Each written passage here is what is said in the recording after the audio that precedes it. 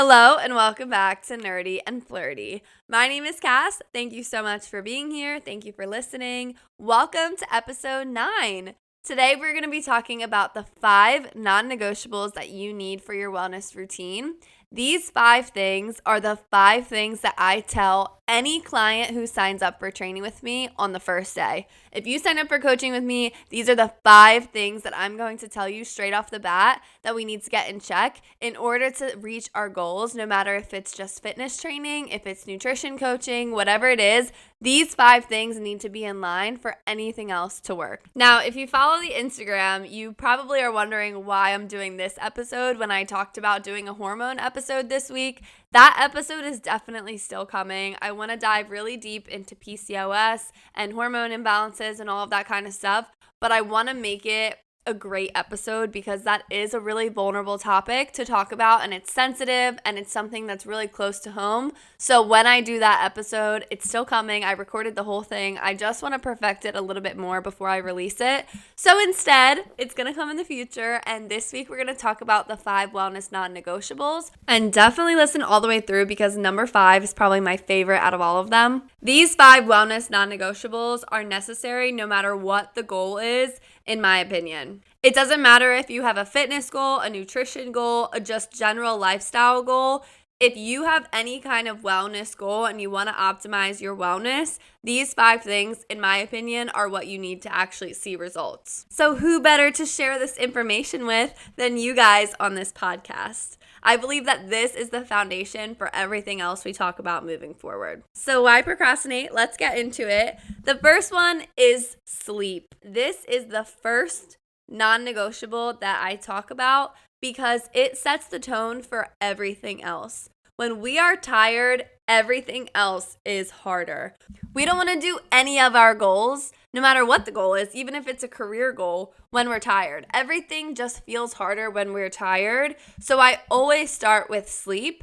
And this usually raises some eyebrows for people because if someone's coming to me and they want to get better in the gym, they usually don't want to talk about their sleep, but this sets the tone for everything else moving forward. Adults need about 7 hours of sleep per night, but when I say sleep, I mean high quality sleep, which is sleep that's uninterrupted and actually leaves you feeling awake the next day. If you're sleeping and you're waking up still tired, you're probably not sleeping very well, even if you feel like you're falling asleep easily. I don't have a Whoop watch, but I know there's so much technology out there nowadays that tells you more in depth about your sleep and your sleep habits and sleep patterns. But some things that I like to do to achieve high quality sleep are setting the tone in my bedroom. My bedroom is for sleep and for sleep only. And the more that I've done this and the longer that I've done this, the better it's gotten for me. Like now, I will literally just lay on my bed and I usually have no problem falling asleep because my body knows that that's where I go to sleep.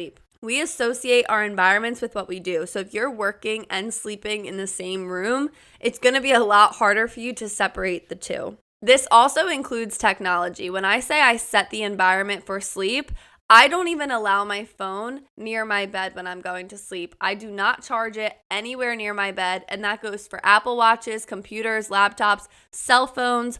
All of that stays outside of my bedroom when it's time for me to go to bed. I actually have a little outlet outside my bedroom door. That's where I keep everything. I have my alarm set on it. I still hear it. And it's actually like a win-win because it forces me to get up in the morning to turn it off. Going to bed and waking up at the same time every day sets your circadian rhythm to be able to sleep well and get high quality sleep each night. And the less you snooze in the morning, the better.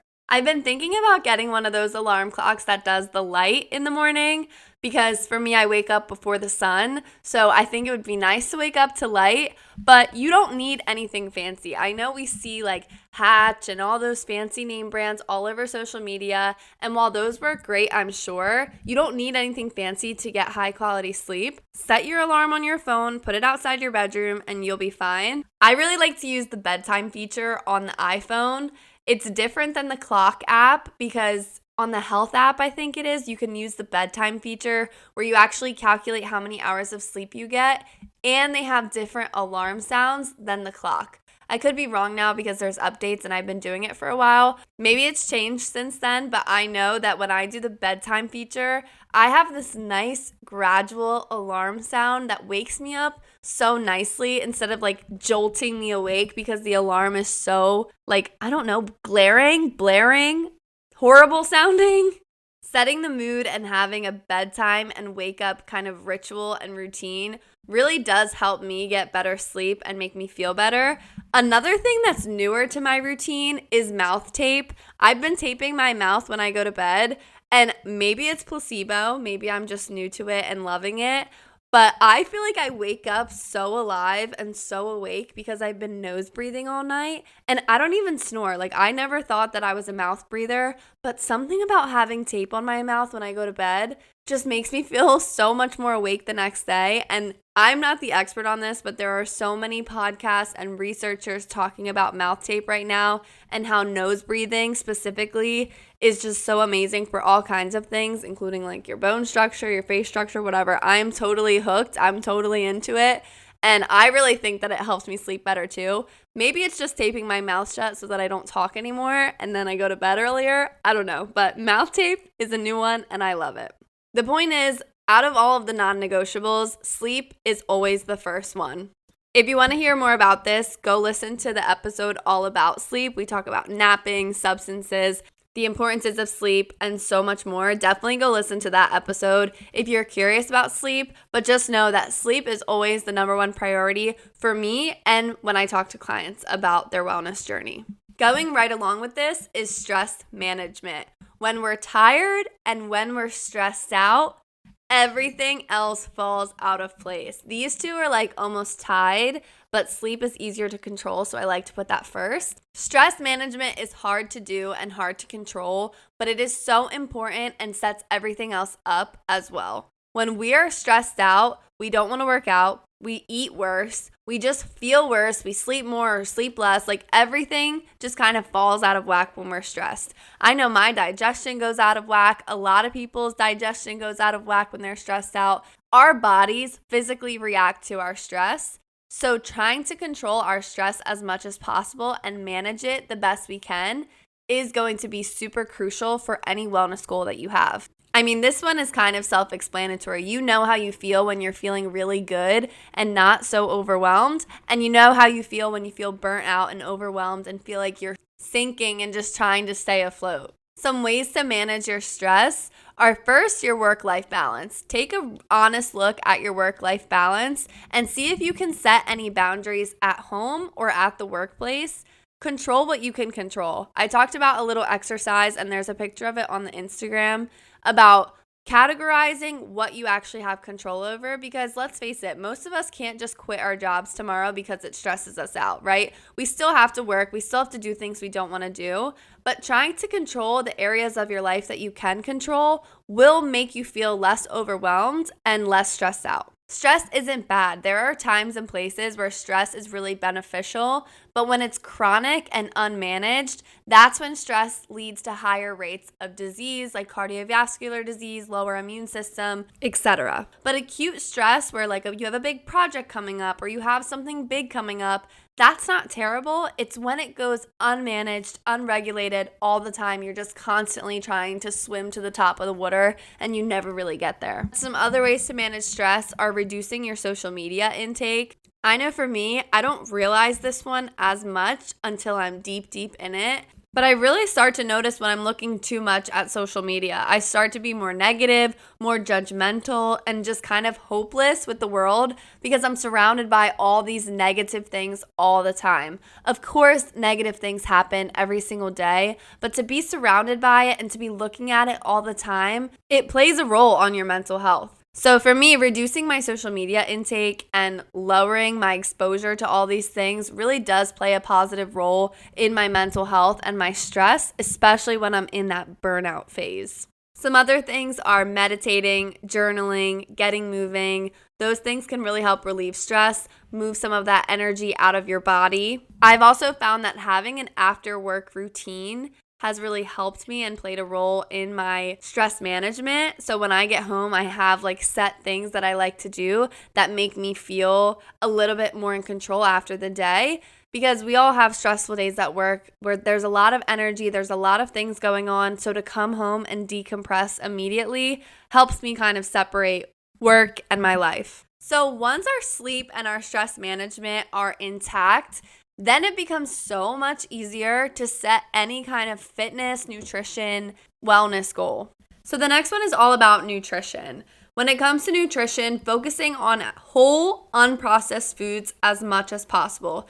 These are foods that are as close to their natural form as possible. So things like vegetables, fruits, lean meats, grains, ideally anything that's not with a barcode. Unprocessed foods are going to have the highest amounts of antioxidants, vitamins, nutrients, all the nutritious things that our body needs to fuel and run well. Nowadays, unfortunately, it's not enough to just buy what you see in the store. You do have to be an advocate for your own health by looking at barcodes, ingredient lists, things like that to understand what you're buying and what you're eating. Something as simple as peanut butter can be different depending on what brand you're buying, even if they're all right next to each other with the same labeling, the same kind of little icons on there saying GMO free, blah, blah, blah, blah, blah. The really well-known brands with the bright colors like Jif and Skippy and all those really popular brands, if you actually take a look at their ingredient list, even on the natural ones, they have added things in them like palm oils and other ingredients besides just peanuts. And then if you find an organic, natural peanut butter, you can find ones that have the ingredients as only peanuts. Some people say that they don't like the taste, but to me, once you get accustomed to eating natural peanut butter, you actually don't want to go back to Jif and Skippy. Like, I recently had some and I was like, this tastes so processed compared to what I've been eating because I got used to eating natural peanut butter. And if you were going to make peanut butter from scratch, you wouldn't be adding palm oil. I like to use that mentality when I'm grocery shopping. I like to think about if I was going to make this from scratch, would these ingredients be necessary to make it taste good? As consumers, we do have to be really mindful about what we're buying and what ingredients are in the products we're buying because unfortunately, we can't just look at labels. There's actually this account on Instagram. I need to find the name, but this guy rebrands products that are really unhealthy as like health food products. And it's amazing because companies are allowed to do that. Like, he's not actually putting this on the shelves, but like he'll take a Reese cup, for example, and make it look like it's this protein-packed, amazing protein bar. And that's really what is happening to our labels. Like, if you've ever looked at a protein bar's ingredients or nutrition facts, so many of them are much higher in sugar than they are in protein. So what really makes it a protein bar? Any company can call something a protein bar if there's protein in it. But if the sugar is outweighing the protein, specifically the added sugar, which a lot of these protein bars have in them, then is it really a protein bar? Not really. One last little tip on nutrition is there's this app called Yuka, Y-U-K-A. It's free. You can scan any food that has a barcode so that you can consciously make a decision on if you want to buy it. The app is amazing. It talks about the nutrition facts and it'll tell you like, oh, this is really high in added sugar. This is high in protein. This is high in fat. And then it'll also tell you about the ingredients. Some of the ingredients you'll see have carcinogens in them or carcinogenic effects, which are cancer causing. Some of the dyes that are in foods, like it explains what all of them are. It's an amazing app to kind of open your eyes. You can also do your cosmetics and your hair care products. That really shocked me because so many of the products we use are just filled with junk and it's really shocking. It's a great app. It's called Yuka, Y-U-K-A. The icon's a little carrot. I love it. But the main thing about nutrition that I want to say is that focusing on whole, unprocessed foods is going to be your best bet to living a healthy, balanced lifestyle. And I'm saying focused for a reason because it's important to focus on it and prioritize it, but it's also important to be balanced in your lifestyle and not go gung-ho on some diet that you can't maintain. I love to say that if it's not something you can do forever, it's probably not the right diet for you. When you're picking and choosing what you should be eating in your lifestyle, if you're really trying to change your nutrition around, it should be something you can stick to forever, which means incorporating foods that you enjoy that might not always be the best. Because anything that's too restrictive is probably not going to be the best solution for you. Number 4 is movement. And this is one that a lot of people come to me about, that they want to start getting into some kind of workout routine, but they don't know where to start. I have a whole episode about workouts beyond the gym. Even if you like the gym, I really think that episode is beneficial to hear other workout types that you might not have thought of, or ways to change up your routine if you're feeling a little bit bored in your gym routine. But when it comes to movement, the best workout is the one that you do, but it's important to do something. Nowadays, we can easily live a sedentary life, which makes it a more conscious effort to get movement. We need to have that conscious effort to get movement because it is so easy to be sedentary. It's easy to go to work online, get your food online, get your groceries delivered, get your Amazon delivered, like everything you want. If you really wanted to stay home all day, every single day, you could live a very nice life like that. But getting some kind of movement is going to be important, not only for your physical body, but also for your mental health. I notice when I'm not moving enough, I start to feel really down on myself, really low on myself, and I can't really understand why until I get back into it, and then I'm like, oh, that explains everything. The general amount of physical activity that's recommended, at least, is 150 minutes of moderate intensity exercise per week, which is 5 days a week for 30 minutes, and at least 2 of those days being full body resistance training. So anything that puts resistance on your body. This can be through weights, but it can also be through resistance bands or your own body weight. For example, a push-up is considered resistance training. Even just walking at an incline is an amazing workout and a great way to get your body moving at no cost, low impact, and it just feels good. And then lastly, my last non-negotiable when it comes to a wellness routine is a passion. It's a hobby. It's something you enjoy that has no ties to your productivity, no ties to your achievement, no ties to any of that. It's just something you enjoy. For me, this one might be the most important one because this is what gives us the purpose we need in life. And maybe it's the overachiever in me, but I know a lot of us are like this. This type A personality that a lot of us have is a strength in a lot of settings. It gets us to be go-getters, goal achievers, yada, yada, yada. But it also can be a weakness sometimes because I know for me, I struggle to feel my self-worth if I'm not achieving all the time. And that's not a good thing. Your worth shouldn't just be associated with your achievements, your accolades, what's on your resume, what's on your LinkedIn, who's promoting you at work. Your worth is way more than those things. And yet we place so much emphasis on our productivity and on our achievements. When the reality is you are just as worthy if you're doing something meaningful that has no actual benefit or proof that you're doing it. For me, I've taken on this challenge to do things that are meaningful to me and that are passion projects for me that I still would do if no one was watching at all. These are things that I do that have no production associated with them, and they're things that I do that are just fun. Having a hobby and having a passion project outside of your normal work or outside of the normal day-to-day is so beneficial, in my opinion, to your overall well-being. A lot of us set fitness goals, a lot of us set nutrition goals, but how many of us actually set goals in the other parts of our wellness that are outside of our physical body? Just look at children. Children have so many hobbies and so many activities that they do that have no benefit at all. When you were a kid, how many things did you do that had no production associated with them? You just did them because you wanted to play and you wanted to have fun. I know for me, I ran 10 grocery stores. I had a classroom. I had a dance studio. I had so many things. And I would force my little brother to be my student or my customer or all these different things in my hobbies because I just enjoyed playing. I just enjoyed doing things. And I think as we get older, we stop doing that. We stop playing. We stop doing things that are just fun for the sake of them being fun. Start exploring things that you like or things that you think that you'll like, even if you're going to be bad at it. There were so many things we did as kids that we were awful at that we did anyway because they were fun. Don't lose sight of that creativity and that just playfulness that you have in you because of the things that we have to do as adults. Maybe you want to start taking a class somewhere. Maybe you want to start getting into reading just for the sake of reading and not posting it on social media.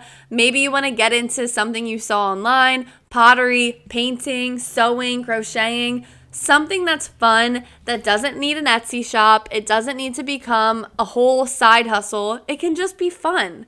I think on social media, a lot of people talk about like, oh, how I turned this into a side hustle and this into my career and blah, blah, blah, blah, blah. And that's great. Like, that is so great. I'm all about the hustle, but I'm also about having hobbies and having things that aren't associated to your productivity. In reality, there's so much more to our lives than just our career outputs and our achievements and accolades. Of course, those things are important too, and they're definitely worth celebrating. But in the day-to-day, if you're feeling really low in yourself and you want to start doing new goals, it's really hard to do that when you feel like you're not doing anything unless you're achieving at work. All right, so there you have it. Those are my 5 wellness non-negotiables. No matter what stage of life you're in, no matter what fitness, nutrition, wellness goal that you have, those are the non-negotiables that I think are the most important when it comes to living a well-balanced lifestyle. I really hope that you enjoyed this episode and found value in it. I did this episode with absolutely no script because these 5 things are things that I actually do in my life and preach to my clients that I coach. I believe this so deeply in my soul that I can just do a whole episode on this without ever even looking at a piece of paper. I hope that you found value in it. Thank you so much for listening and for staying for the entire episode. If you like the podcast, first follow it on Instagram at Nerdy and Flirty Pod, and then also share it with a friend. That would really help me to get out there with new people and get talking to new people. And if you or your friend have any questions or you just want to chat, DM me on Instagram. I am so open to that. I love talking to people about all of these topics. So definitely send me some things that you want to talk about. I am loving doing this. It's been so fun. And this is one of like my hobbies that I was saying because I just enjoy it. Like sitting down, talking about things that I like. It's been good to learn a new skill. And I really hope that it's providing value to you. Like that's what I care the most about. If there's any topics or things that you think I would be good at talking about, DM it to me on Instagram. I want to hear about it. I hope you have a great day. Thank you so much for listening. I will talk to you guys next week. Have a great day. Bye.